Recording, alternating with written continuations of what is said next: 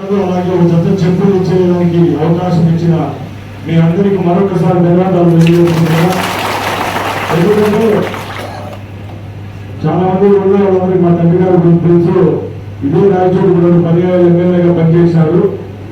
నేను కూడా మా తండ్రి గారి పేరుతో అడపాదడపా ఎవరైనా పేదవాళ్ళు ఉంటే కార్యక్రమం చేయాలని నాకు చాలా ఇష్టము.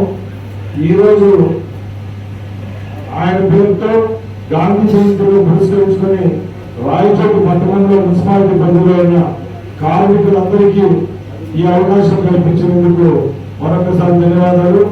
ముఖ్యంగా నేను చెప్తున్నా మన కమిషన్ గారు కూడా ముందే చెప్పా, రాయచోటి పట్టణం దినదినం అభివృద్ధి చెందుతా ఉంది. ముఖ్యంగా గత 10 సంవత్సరాలకు ఈ రోజుకి రాయచోటిలో చాలా మార్పులు వచ్చేసినాయి. ఆ రోజు పల్లెలా ఉండేది పట్టణం అయిపోయింది.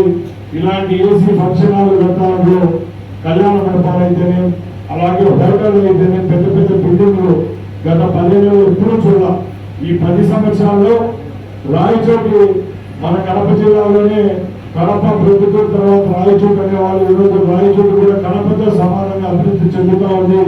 ఇక్కడ అన్ని వసతులు ఉండాలంటే ముఖ్యంగా మీలాంటి కార్మికులు కష్టపడి రాత్రి పౌరులు ఈ నగరాన్ని నీటిగా ఉండడం బట్టే ఈ రోజు రాయచోటికి కూడా ఇంత మంచి పేరు వచ్చిందని గర్వంగా తెలియజేసుకుంటున్నా.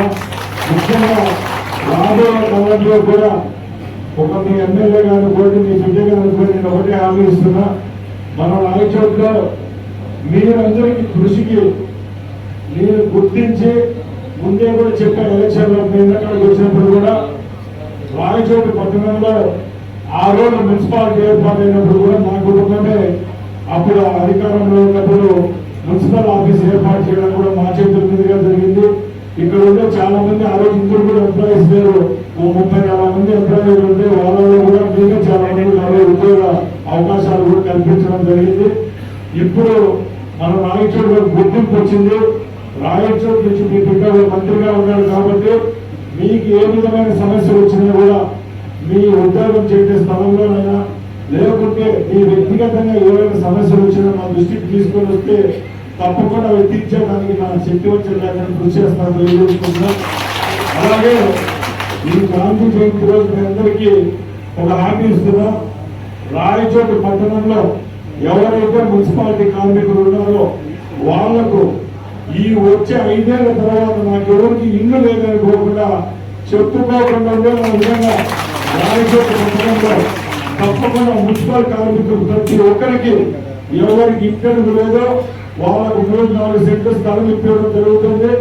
అలాగే ఆ ఇంటి స్థలంలో కూడా ప్రభుత్వం నుంచి 4 లక్షల రూపాయలు డబ్బించి అందరికీ శాశ్వతంగా మీరు ఇల్లు నిర్మించడానికి కూడా ఈ రాష్ట్ర ప్రభుత్వం నాకు చర్యలు తీసుకుంటారని నేను అందరూ కూడా తెలియజేసుకుంటున్నా.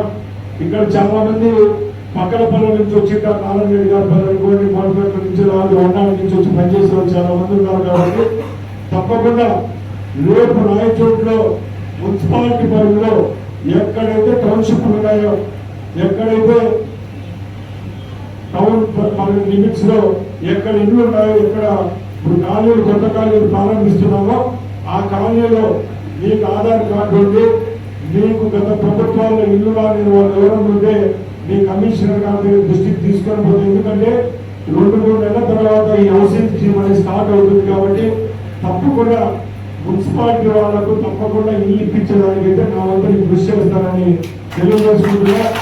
అలాగే మీకు పనిచేస్తున్న చోట ఏ విధమైన సమస్యలు ఉన్నా వ్యక్తిగతంగా కానీ ఇంకో విధంగా అయినా మా దృష్టికి తీసుకొని రండి. తప్పకుండా ఆ సమస్యలు తీర్చేదానికి కూడా నేను ప్రయత్నిస్తా. అలాగే మన కమిషన్ గారిని కూడా అడగడం జరిగింది, ఇప్పుడు ఇంత పెద్ద టౌన్ లో మనకి ఉండేవాళ్ళు సరిపోతారా, వీళ్ళందరికీ ఏమైనా పని ఎక్కువగా ఉందా, పని ఒత్తిడిగా ఉందా, ఎందుకంటే జనాభా పెరిగిపోయింది, పనిచేసే వాళ్ళు తక్కువైనప్పుడు వీళ్ళు కూడా ఈ రోగాల బాధ పడడం ఎన్ని సమస్యలు వస్తున్నాయి. కాబట్టి ఇంకేమైనా అదనంగా ఎవరైనా తీసుకొని వస్తే ఏమైనా బాధ్యత తగ్గుతుందని అడగడం కూడా జరిగింది. అట్లా ఏ అవకాశం ఉన్నా కూడా ఎంప్లాయ్మెంట్ లో పెంచేదానికైనా ఇప్పుడు ఉన్న వాళ్లకు నాణ్యమైన సేవలు మొన్న ప్రభుత్వం ద్వారా మీ అందరికి ఆరోగ్యం టెస్ట్ చేయడం జరిగింది. అలాగే మీ కుటుంబాల్లో ఎవరికైనా ఆరోగ్యం పరంగా బాగలేకపోయినా సీఎం రిలీఫ్ ఫండ్ అనుకోండి, ఇంకేమైనా నా సొంతంగా నిధులు అనుకోండి, ఏ విధమైన సమస్యలైనా మీరు మున్సిపాలిటీ పరిధిలో నా దృష్టికి తీసుకొని వస్తే తప్పకుండా మీకు ఆరోగ్యపరంగా ఏమైనా సమస్యలు వచ్చినప్పుడు నా వ్యక్తిగత డబ్బులతో అయినా లేకపోతే సీఎం రిలీఫ్ ఫండ్ లో అయితేనా మీ అందరికీ ఆరోగ్యపరంగా మంచి చేసేదానికి చర్యలు తీసుకుంటారని తెలియజేసుకుంటూ సెలవు తీసుకుంటున్నాను.